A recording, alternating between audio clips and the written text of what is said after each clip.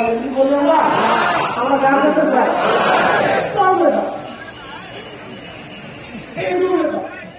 আমরা কই যেতে তো দাঁত কোনটা আমরা তো দাঁতই না তো তোমরা যেহেতু দাঁত আছে তো তোমরা দাঁত নিয়ে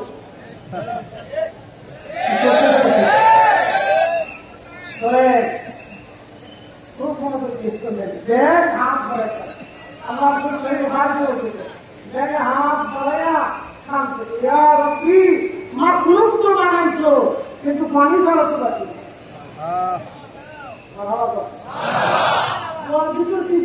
করতেছে ব্যাঙে দেখে ব্যাঙের যে ভূত আছে আমার দেশের মধ্যে ভেতরে সেই ভূত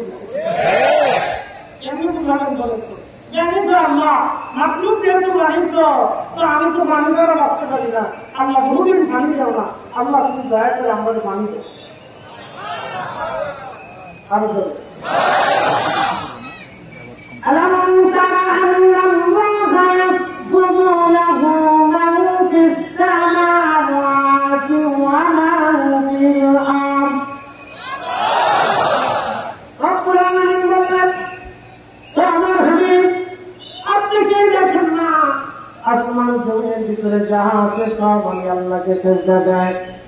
الشمس والقمر والنجوم والجبال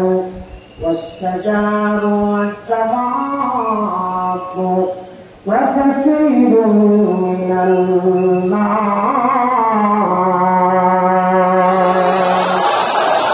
فخلقناك যদি ভুলি হেদায়েতের আলো দিবে নিয়ে কাছে তুমি পারে গেতে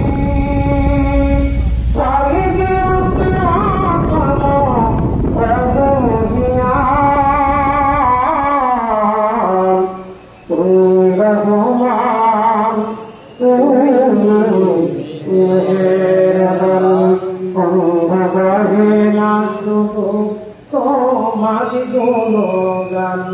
বুঝে বুঝে না সমুসান তুমি রহমান তুমি আল্লাহুম্মা সাল্লি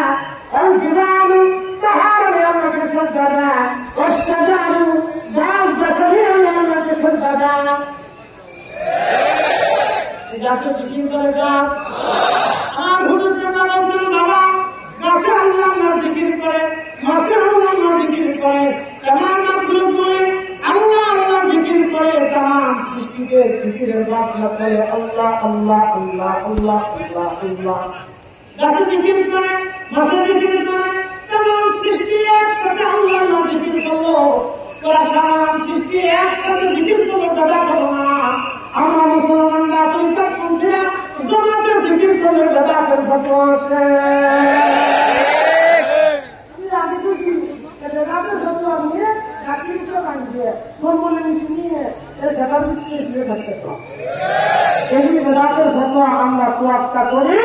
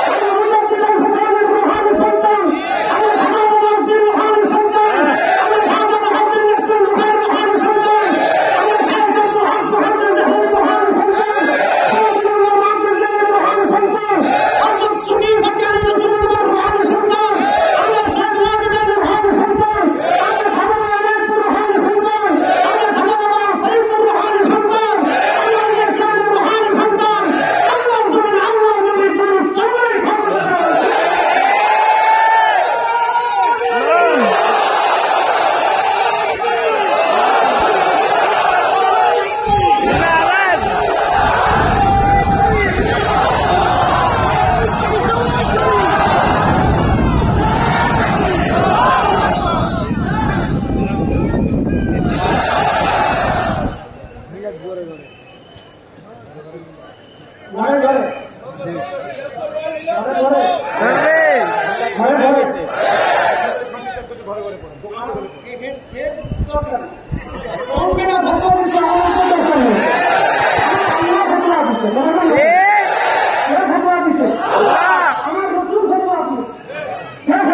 আল্লাহ আল্লাহ ফতোয়া দিয়েছে ইউসাল্লুনা আলা নবী সাল্লু সাল্লু সাল্লু আলাইহি সাল্লু আলাইহি কেমন হুজুর কি শুধু আমার উপর না সবার উপর আমি একা বলবো না সবাই বলবো সবাই একা বললে একা খায় না সবাই বললে একা কেন হবে এত কথা না কেন সাল্লু হুকুম কি আমার উপর না সবার উপর এখন আমি একা গুরুত্ব করবো না সবাই করবে সবাই সবাই করবেন আমি ভাবতে মনে কি বলে এই সল্লুর হুকুম কি হবে সল্লু কার হুকুম জমিন কার হুকুমে আসমান কার হুকুমে সূর্য কার হুকুমে এই সরকার কার হুকুমে চলে আমরা কার হুকুমে খাই আমরা কার হুকুমে ঘুমাই আমাদের দিনের আলো কার হুকুমে রাতের আলো কার হুকুমে আমি যদি আল্লাহর হুকুমে হয় জীবন তো আল্লাহর হুকুমে চলবে কোরআন খতম কার হুকুমে জিকির কার হুকুমে কার হুকুমে আল্লাহ আল্লাহর হুকুমে জামাতের ফতোয়া বুঝতে গেলে কথা বলে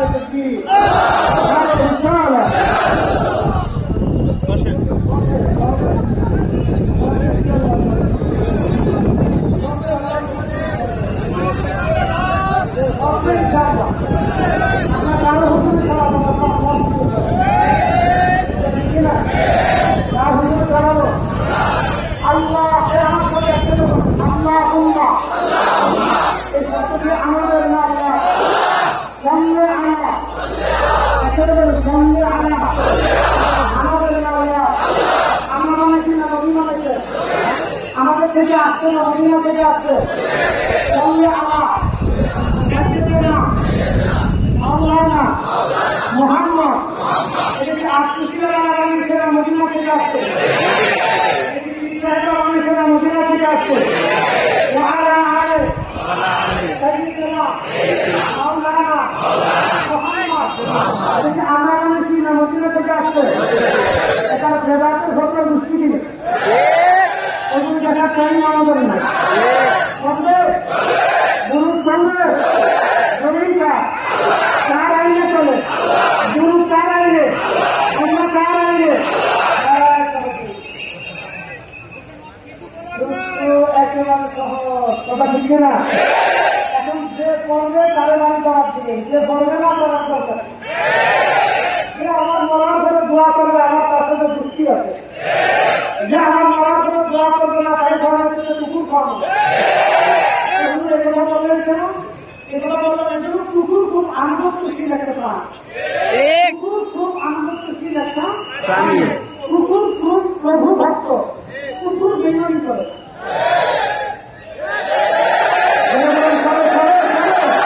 কুকুর খাইয়ে বেমানি করে কিন্তু মানুষের বেমানি করে এই জন্য দোয়া করবে সে আমার জন্য দোয়া করবে তার সাথে আমার বন্ধুত্ব আছে যে যদি মিলাদ করবে দূরত করবে তার সালাম দিবে আমার তার সাথে বন্ধুত্ব আছে বন্ধুত্ব আছে কথা শিখি না আমার খাবার থেকে তারে খাওয়াবো তার খাবার থেকে আমি খাবো কথা ঠিক আছে কবুল করে না। অনেক লম্বা মুক্তাসা করে দিই। চলবে চলবে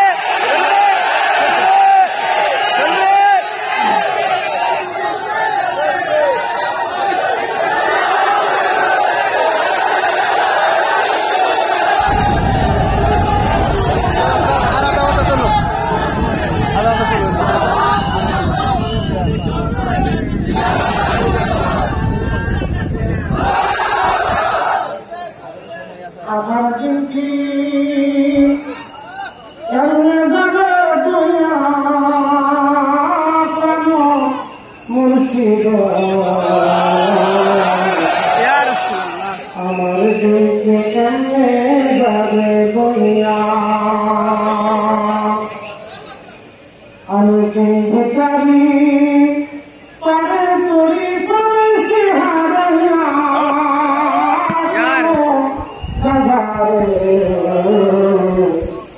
আমার দিনকে কেমনে যাবে বইয়া আমার দিনকে কেমনে যাবে বইয়া ছিল আমার দিনকে কেমনে যাবে বইয়া তার ঘাটাতে তুই পারের মুর্শিদ আমার দিনকে কেমনে যাবে বলিয়া ও মুর্শিদ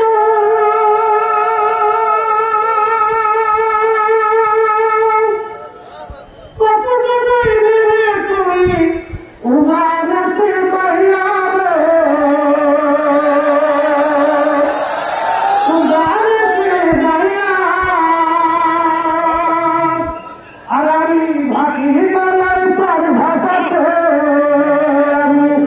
জীবন শেষে তার ঘাটাতে চাহিনি আমার দেখে কেমনে যাবে বইয়া আমি বন্ধু পারি পারে করি পালাইছি হারাইয়া মুর্শিদ আমার দেখে কেমনে যাবে বইয়া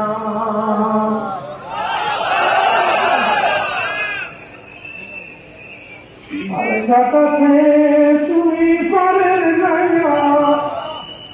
চলো খাগারে আমার দেখি কেমনে যাবে বইয়া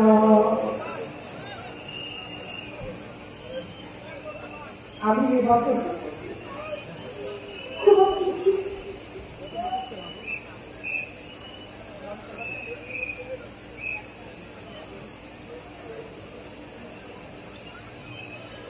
বছর পর বছর বিশুদ্ধ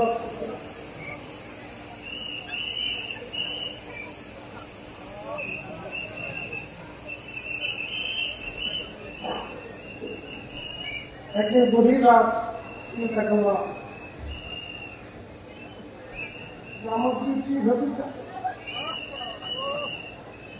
আমি দরজা থেকে বসে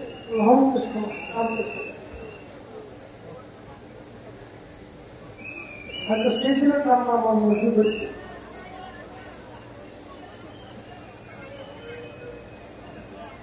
ও মুর্শিদ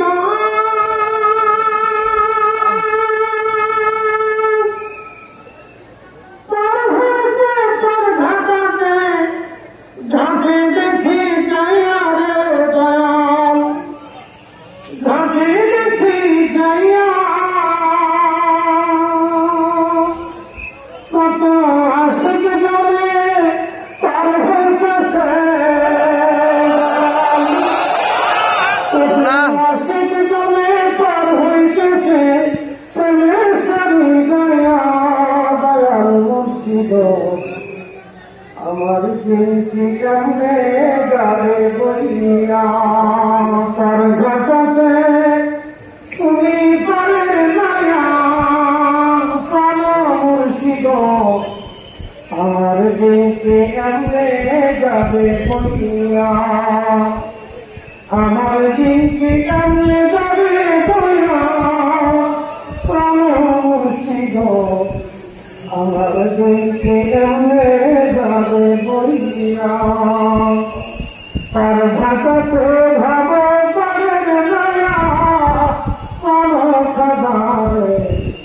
আমার দিনকে কেমনে যাবে বইয়া।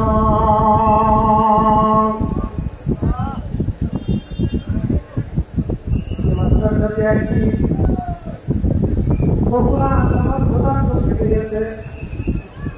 দুই জায়গা খাবার, কিছু জায়গা খাবার পয়সা আমার ছিল না, কিন্তু আজকে সবচেয়ে দয়া করেছেন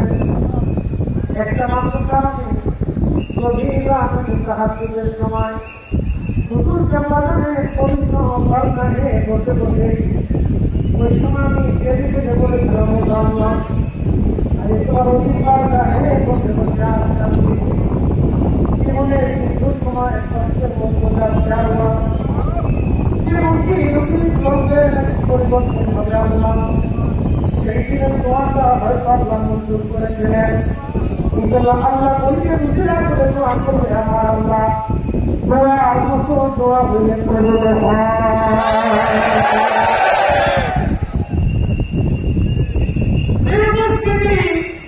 কথাগুলি শোনা যাবে না, কিন্তু লম্বা হয়তো বক্তব্য আপনাদেরকে শেষ শুনে গেলাম। ये मुश्किलें समझते हैं, लेकिन কোনো অভিযোগ জাতিকে কোনো ব্যক্তিকে আল্লাহ সম্মুখ ছেড়ে দেয় না, কারণ আল্লাহ নিজে ওয়াদা করেছেন ইন্না রাহমাতুল্লাহি করিবুম মিনাল মুহসিনিন।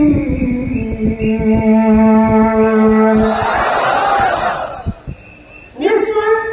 খোদার রহমত, আল্লাহর রহমত আল্লাহর ওলিদের নিকটবর্তী। দোয়ার মতো ইবাদত, যদিও আপনারা মনে করেন দোয়া হয়তো সাধারণ মুস্তাহাব, কিন্তু বান্দা যখন দোয়া করে তখন বিনয়ে বিনয়ে বিনয়ে বিনয়ে আল্লাহ দরবারে হাত বাড়ায়। ইমাম আহমদ ইবনে হাম্বল রাহিমাহুল্লাহ একটা ইমামের ভাষা করলেন, একটা আকিদা মাসলা করলেন, 4 বছর জেলে গেলেন। তৎকালীন খলিফা সুবহান ইমাম আপনি বলেন কুরআন আল্লাহর সৃষ্টি। ইমাম আহমদ ইবনে হাম্বল বললেন না, সেটা আল্লাহ বলে নাই, রাসূল বলে নাই, সেটা আমি কখনো বলবো না, যেটা আল্লাহ বলে নাই, নবী বলে নাই, সেটা আমি কখনো বলবো না। ইমাম আহমদ ইবনে হাম্বলকে জেলখানায় নিয়ে যাওয়া হলো, 4টা বছর ধরে জেলখানার অন্ধকার কড়া কাছে থেকে রাখা হলো। প্রত্যেক দিন জেলখানা থেকে বের করে ওনাকে হাত পা ধুয়ে দেয়, ওনার পিঠের মধ্যে 10টা করে মারা হবে, এক একটা মানুষের ঘা হয়ে একদম পর্যন্ত ব্যথায় সন্তুষ্ট হয়। ইমাম আহমদ ইবনে হাম্বল একেবারে 4 বছর থেকে গেল, প্রত্যেক দিন 10টা করে দেওয়া হতো, তারপর ইমাম মাসালা থেকে করে যায় নাই।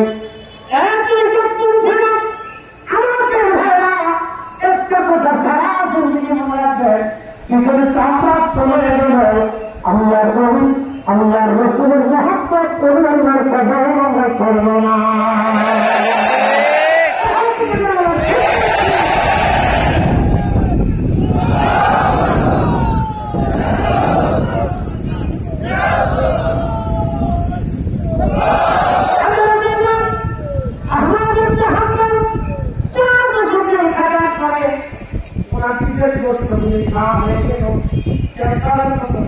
বন্ধ হয়ে গেল, ঘরে ঘরে রক্তপানি করতে থাকত। হযরত ইমাম আহমদ ইবনে হাম্বল রাহিমাহুল্লাহ তিনি গোস্ত থেকে কলকানি করত, রক্ত পড়ত, পুজ আসত।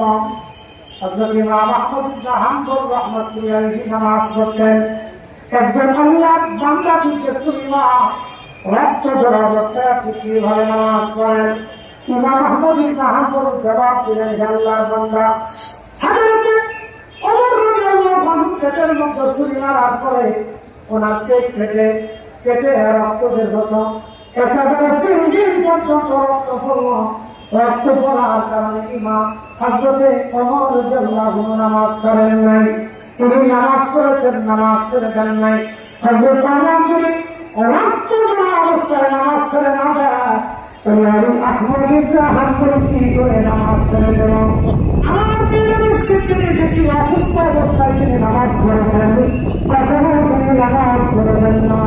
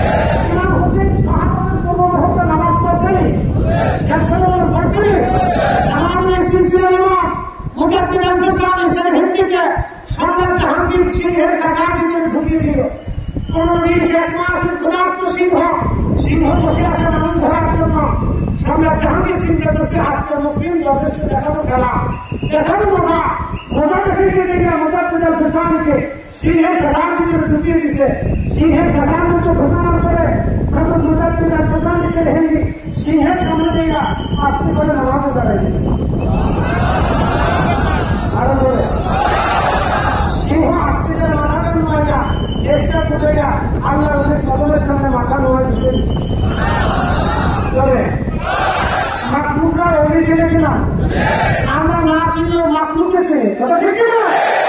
আমরা না চিনলেও মাকলুককে চিনি, মাকলুককে চিনি।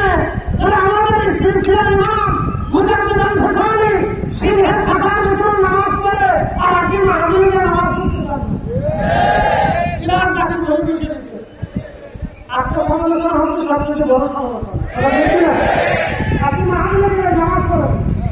কোরআন তাআলা লিখে রাখেন, তিলাওয়াত করতে রাখেন, তিলাওয়াত করতে ওনার যদি কোনো ব্যক্তি ভয় হয়, ভয়ের জন্য আপনি যেটা মুখে দিচ্ছেন ওটা মুখে থেকে ভয় হয় না, মনে কিছু নিয়েন না। কষ্টের সাথে কথা কি বললাম, আরে আমার হুজুরের মতো আল্লাহ একটু দেখেন তো,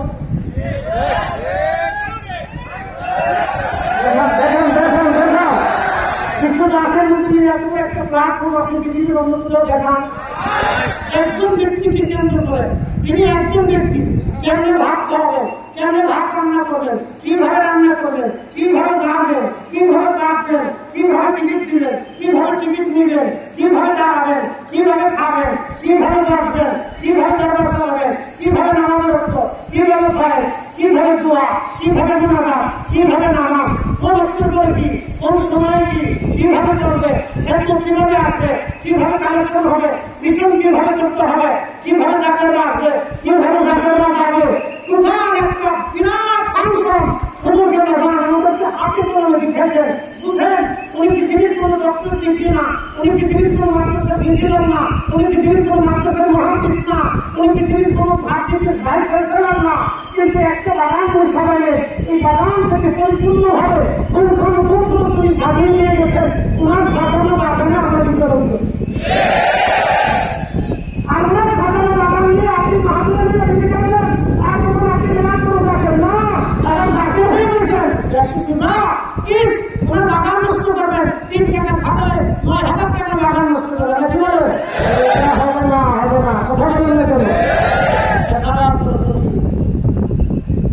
কারণ করে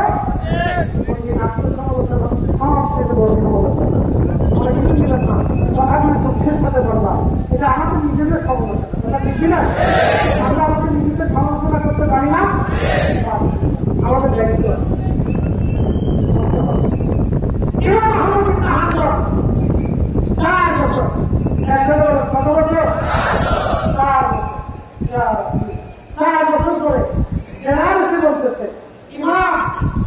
আগামীকাল সকালে ফজরের নামাজের পরে আপনাকে ফাঁসি দেওয়া হবে। আগামীকাল সকালে ফজরের নামাজের পরে আপনাকে ফাঁসি দেওয়া হবে। আপনার যদি কোনো কিছু সাবাদ থাকে কাছে চাইতে পারে, কোনো কিছু ইচ্ছা থাকে আমাকে বলতে পারে। তখন ইমাম আহমদ ইবনে হাম্বল বললেন, জেলা আপনি শোনেন,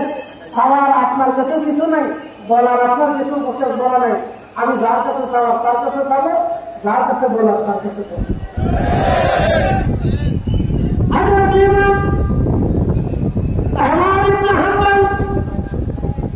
তিনি আমাদের পরে আরো অতিরিক্ত কিছু নকল নামাজ করলেন, নকল নামাজ বলেন না মারা হারা কি নামাজ এই দেখে